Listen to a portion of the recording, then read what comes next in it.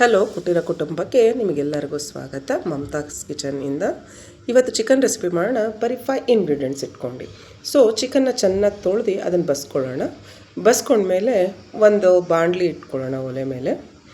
ಆ ಬಾಣಲಿ ಕಾದ ನಂತರ ಸ್ವಲ್ಪ ಎಣ್ಣೆ, ನಿಮಗೆ ಎಣ್ಣೆ ಬೇಕಾದರೆ ಎಣ್ಣೆ, ಇಲ್ಲಾಂದರೆ ತುಪ್ಪ ಬೇಕಾದ್ರೆ ತುಪ್ಪ ಹಾಕ್ಕೋಬೋದು. ನಿಮ್ಮ ಮನೆಯಲ್ಲಿ ಎಷ್ಟು ಜನಕ್ಕೆ ಮಾಡ್ತೀರಾ ಅನ್ನೋದ್ರ ಮೇಲೆ ನೀವು ಎಣ್ಣೆ ಹಾಕ್ಕೊಳ್ಳಿ. ಎಣ್ಣೆ ಹಾಕಿದ್ಮೇಲೆ ನಿಮ್ಗೆ ಯಾವ ಥರ ಪೀಸ್ ಬೇಕು, ಆ್ಯಕ್ಚುಲಿ ಇದಕ್ಕೆ ಲಿವರ್ ಮತ್ತು ಗುಂಡಿಗೆಕಾಯಿ ಈ ಥರ ಎಲ್ಲ ಹಾಕಿದ್ರೆ ಟೇಸ್ಟ್ ಚೆನ್ನಾಗಿ ಬರುತ್ತೆ. ಅದು ಅರಿಶಿನ ಪುಡಿ, ಅದು ಮತ್ತು ಉಪ್ಪು ಇಷ್ಟು ಹಾಕಿ ಅದನ್ನು ಚೆನ್ನಾಗಿ ಅಂದರೆ ತಿರುವಾಕಿ ಒಂದು ಲಿಡ್ ಮುಚ್ಚಿಬಿಡಿ. ಅಷ್ಟರಲ್ಲಿ ಬನ್ನಿ ನಾನು ನಿಮಗೆ ಒಂದು ನಮ್ಮ ಕಿಚನ್ ಟೂರ್ ಮಾಡಿ ತೋರಿಸ್ತೀನಿ. ಇದೇ ನನ್ನ ಪುಟ್ಟ ಕಿಚನ್ನು, ಓಕೆನಾ. ನಾನು ಆ್ಯಕ್ಚುಲಿ ಮಡಿಕೆಯಲ್ಲಿ ಅನ್ನ ಸಾಂಬಾರು ಮಾಡ್ತೀನಿ.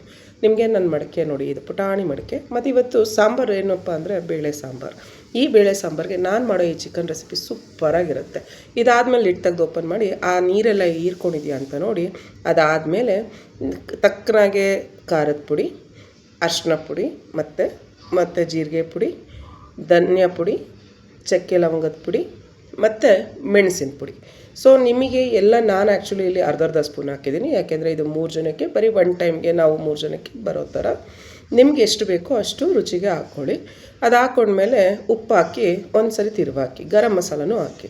ಇದೊಂದು ಪ್ಲೇಟ್ಗೆ ಹಾಕ್ಕೊಂಡು ತಿಂತಾರೆ. ಹೇಗಿದೆ ಗೊತ್ತಾ?